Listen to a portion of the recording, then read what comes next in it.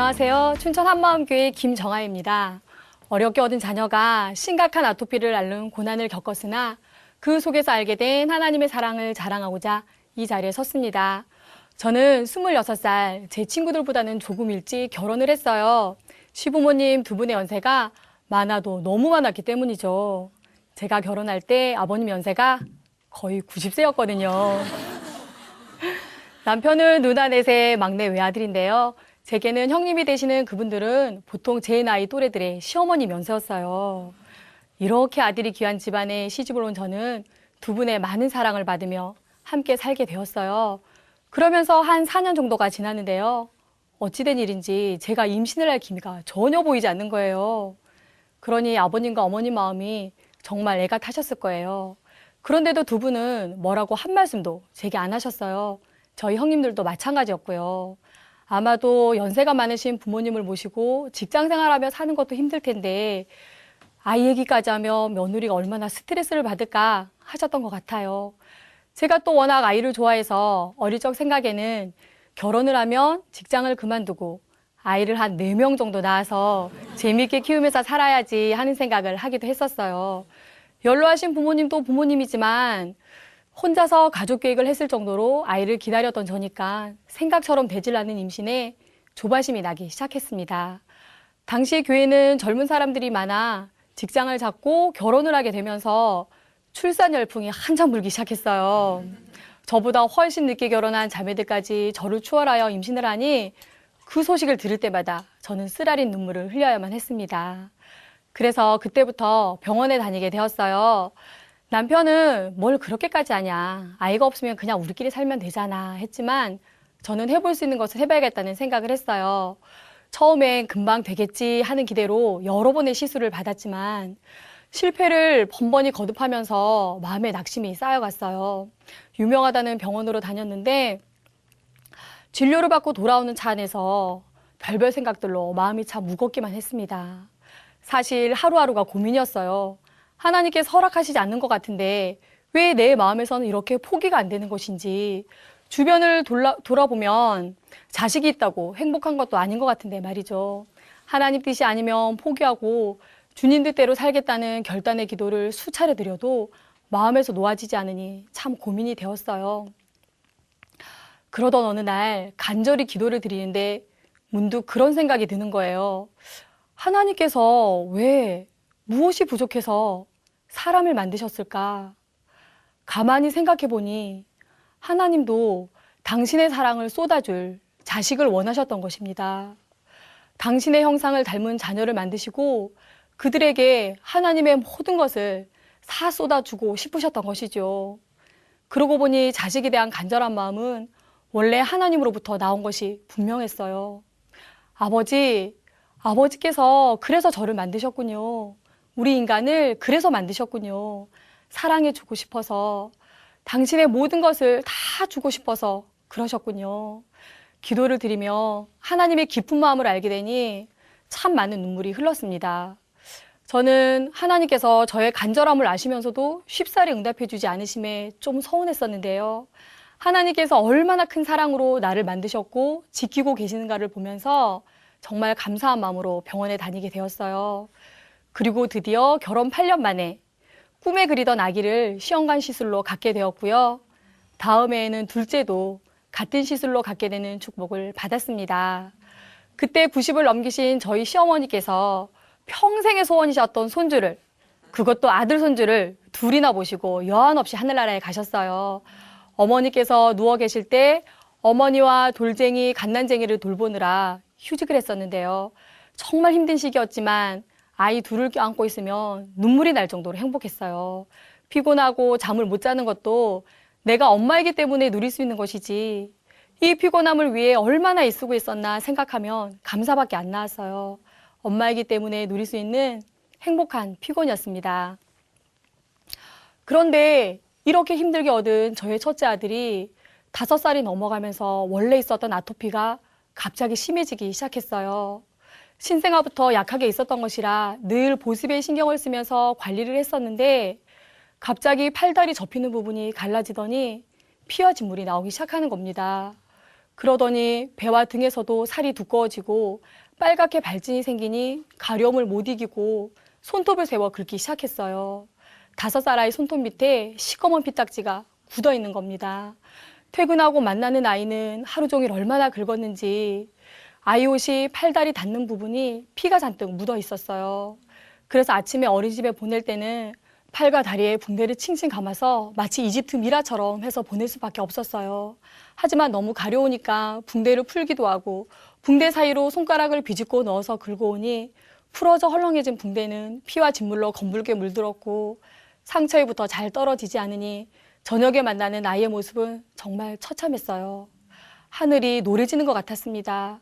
차라리 제가 아프면 좋겠는데 아이가 이러니 정말 어떻게 할지 모르겠더라고요. 하나님께서 주신 아이, 지금 너무나 어려운 시기를 맞았으니 하나님 치료받을 길을 열어주세요. 이것이 저의 유일한 기도고 소망이었습니다. 교회에 중보기도를 요청하고 저와 남편은 치료 방법을 찾아 연구를 했어요. 민간요법부터 자연치료, 한의원, 대학병원 명의까지 너무나 많은 방법이 제시되니 어떤 것을 따라야 할지도 막막하기만 했습니다. 유명한 한의원과 TV에 출연한 박사님을 찾아다녔고요.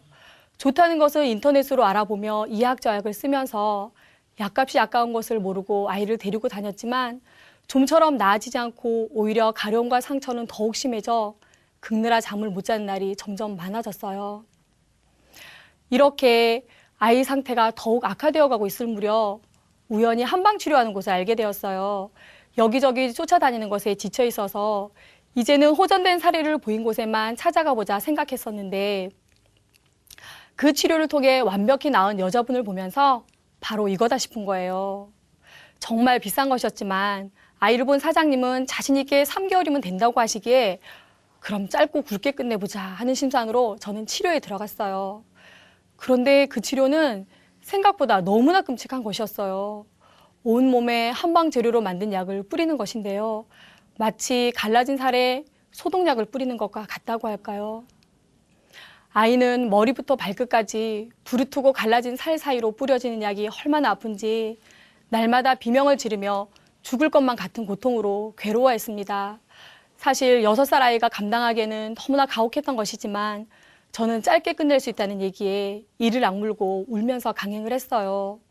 아파트에 아이 비명 소리가 날마다 울려 퍼지니 이웃에 사는 분들이 이상하다는 듯이 보았는데요. 혹시 아동학대로 경찰이 출동하면 어떻게 하나 하는 생각을 하기도 했었어요. 하지만 엘리베이터에서 가끔씩 아이의 모습을 보신 이웃분들께서 그제서야 치료 때문에 그렇구나 하시며 정말 안쓰러워 하셨어요. 머리카락은 물론 눈썹까지 숭숭 빠져 있었고 온몸은 화상으로 살이 된 것 같기도 하고 껍질을 벗겨놓은 것 같기도 하고 시뻘겋게 된 채 가뭄에 눈바닥 갈라지듯 촉촉 갈라진 살에서는 흥건하게 피와 진물이 흘렀고 눈과 귀에서도 흘렀습니다. 그러니 아이 몸에서 나는 비린내는 사실 엄마인 제가 맡아도 역했어요. 그래서 하루에도 여러 번씩 옷을 갈아입을 수밖에 없었습니다. 말라 비틀어진 무마냥 쪼글쪼글한 피부는 생선 비늘처럼 각질이 두껍게 일어났는데요. 손바닥으로 비비면 마치 거친 사포를 비비는 것처럼 손바닥이 엄청 아픈 거예요. 교회 유아실에서 예배를 드리다가 제가 피곤해서 지쳐 있으니 어느 자매가 대신 긁어주었는데요. 잠시 긁다가 손바닥이 얼얼하게 아프다고 하더라고요. 그러니 잠자는 시간을 빼고는 늘 자신의 몸을 긁는 아이의 손끝은 굳은 살이 생기는 게 당연했고요. 손톱은 점점 두꺼워졌습니다. 그 각질이 떨어지면 온 집안은 눈가루를 뿌려놓은 듯 했어요. 빗자루를 쓸면 정말 엄청난 양이 되었지요. 어떤 날은 예배를 드리다가 아이가 답답했는지 바깥에 혼자 나갔어요. 그러다 가려웠는지 자갈밭에 혼자 앉아서 자갈로 자기 팔을 긁고 있었던 거예요. 마치 욥이 기와장으로 긁었다고 한 구약 말씀처럼 말이죠. 한 언니가 지나가다 보시고는 정말 안쓰러워 너무 마음이 아팠다고 하시더라고요. 또 정말 힘든 건 씻을 때였습니다. 피와 진물을 씻어 주어야 하는데 갈라진 살 사이로 물이 들어가니 얼마나 아파하는지 보기만 해도 소름이 끼치는 거예요. 하지만 마음을 강하게 먹지 않으면 관리를 해줄 수 없으니 아이와 함께 울면서 씻을 수밖에 없었습니다. 아이들은 솔직하잖아요. 짓궂은 아이들은 많이 놀려대기도 했어요. 아토피 괴물이라고요. 그러니 아이도 그게 싫은지 어느 날부턴가 외출할 땐 반드시 후드티를 입고 모자를 쓰든가 야구 모자로 얼굴을 가리고 다니기 시작했어요. 하루는 거울을 한참 보더니 저에게 묻더라고요. 엄마 나 진짜 괴물 같아? 아니야, 사랑스럽고 멋진 엄마 아들이지. 눈물을 꾹 참고 답해주면 그 말이 위안이 되는지 안심을 하곤 했습니다. 하지만 아이 생각에도 자신의 모습이 너무나 절망스러웠던 것 같아요. 다른 사람들에겐 없는데 왜 자신에게만 아토피가 있냐는 질문을 수없이 했습니다. 하나님께서 엄마를 사랑하셔서 귀한 선물로 우리 아들을 주셨잖아. 우리 아들과 엄마의 마음이 더욱 씩씩해지라고 이 고난을 주시는 거야. 수없이 같은 대답을 해주었습니다. 이 대답이 아이 마음에 완전히 이해가 되지는 않았을 거예요. 하지만 하나님께서 어떠한 사랑을 우리에게 주셨는가를 반복해서 들려주었습니다. 고난 중에 있으니 아이 마음이 혹시라도 하나님을 원망하지 않을까 싶어 아이 시선을 바꿔 하나님을 정말 의지할 수 있는 믿음을 키워주고 싶었어요. 그래서 예수님의 탄생과 일생, 십자가, 부활, 승천까지 성경과 그림책을 읽으며 자주 이야기를 해주었어요. 하나님 아버지께서 우리를 너무나 사랑하셔서 예수님을 이 땅에 보내주셨어. 예수님께서 우리 죄를 대신해서 십자가에 죽으셨지만 3일 만에 죽음을 이기고 부활하셔서 우리 주인이 되셨단다. 우리 아들의 주인은 누구지? 그러면 아이는 자신의 주인은 예수님이라고 기쁘게 대답을 했어요.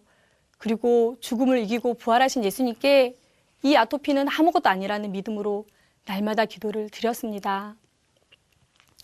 적극적인 치료를 위하여 휴직을 했지만 도저히 치료비를 감당할 수 없어 복직을 했는데요.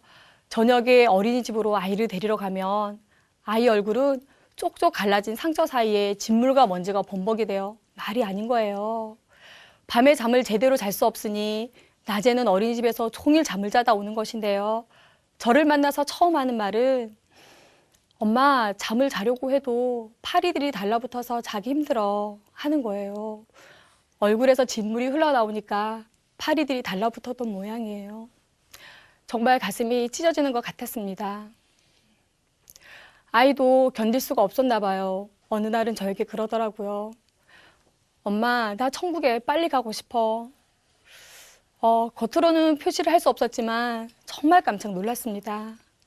얘가 겪는 고통이 얼마나 컸기에 아이가 이런 말을 할까 싶어 너무 마음이 아팠어요. 네가 먼저 가버리면 엄마는 너무 슬퍼. 지금 교회에서 모든 분들이 기도해 주시고 있고 우리도 이것을 이기고 씩씩한 사람이 되기로 했잖아. 나중에는 이것이 선물이라는 것을 알게 될 거야. 꼭 안아줄 수밖에 없었습니다. 목사님을 비롯해서 유튜브 아이들까지 교회 지체들 모두가 우리 아이를 위해서 날마다 기도를 해주셨고 위로와 용기를 주셨어요. 매일 나의 주인이 누구인가, 우리 아이의 주인이 누구인가를 묵상했습니다. 그것 없이는 하루도 버틸 수가 없었어요. 아이와 함께 견디는 것은 너무나 외로운 싸움이었지만 내게 이 아이를 맡기신 분이 누구인가를 생각하며 힘이 났고요. 하나님께 진심으로 고백할 수 있었습니다. 하나님께서 저와 제 아이의 주인이십니다.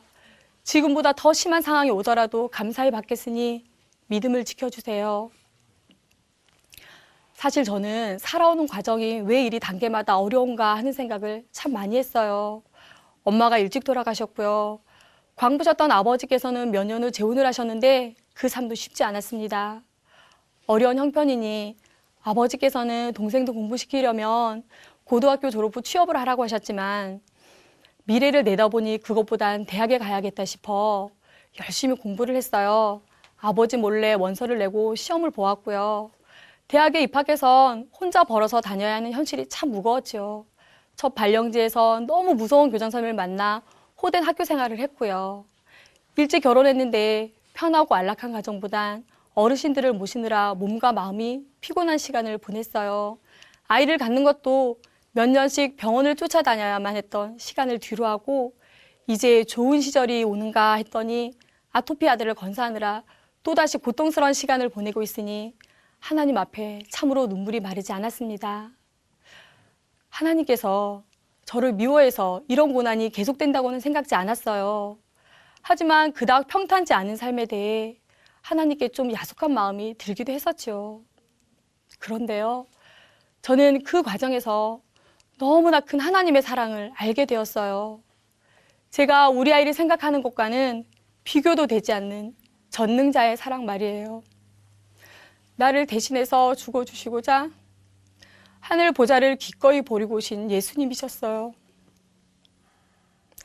제게 아이를 주셨을 때 알려주셨던 것처럼 그 사랑은 이미 창세 전부터 시작된 것이었고요. 하나님께서 당신의 모든 것을 다 주고 싶으신 그 사랑으로 우리를 만드셨지요. 인간의 잘못된 선택 또한 당신의 목숨을 걸어 책임지시고자 하는 결단도 이미 하셨던 것이고요. 이렇게 큰 하나님의 사랑에 저는 절로 온 마음이 굴복되었습니다. 너의 주인이 되기 위하여 내가 죽고 부활했다 하시는 말씀 앞에 마땅합니다. 당신은 저의 주인이십니다. 온 마음으로 화답했습니다. 우리를 위하여 죽고 부활하신 예수님은 저와 제 아들의 주인이셨습니다. 지금 우리가 겪고 있는 이 아토피의 고통과는 비교도 되지 않는 큰 사랑과 큰 아픔이 하나님 마음에 있었습니다.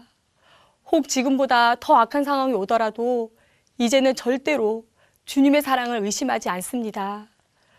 욥과 같이 처절한 고난을 통해 저는 나의 주인을 알았고 정금 같은 믿음으로 나오게 되었습니다. 이후 저희는 교회 공동체의 생명을 건 기도의 응답으로 우리 아이와 잘 맞는 약을 만나게 되어 그렇게 심하던 아토피도 이제 거의 사라졌어요. 차마 눈뜨고는 볼 수 없었던 아이의 피부가 지금은 아토피 환자였다는 사실이 믿어지지 않을 정도로 깨끗해져 엄마 눈에는 그렇게 잘생겨 보일 수가 없어요. 늘 짜증이 가득했던 얼굴은 밝고 환한 표정으로 호기심에 가득 차 있습니다. 과연 초등학교에 입학할 수 있을까 싶어 홈스쿨링을 생각해 보기도 했었는데 벌써 3학년이 되어 명랑하게 학교에 다니고 있고 발표를 잘한다는 선생님의 칭찬도 받고 있어요. 가려움 때문에 어떤 것에도 집중을 못했는데 책도 잘 읽고 피아노도 열심히 치고 있습니다. 여름에도 추위에 떨던 아이가 이제는 계절에 맞는 옷으로 멋을 부릴 줄도 알고 얼굴을 가리기 위해 썼던 모자를 패션의 완성으로 사용하고 있습니다. 정말 신기한 것은 등을 긁지 않아도 잠을 잘 잔다는 것이에요. 중간에 깨지도 않고요.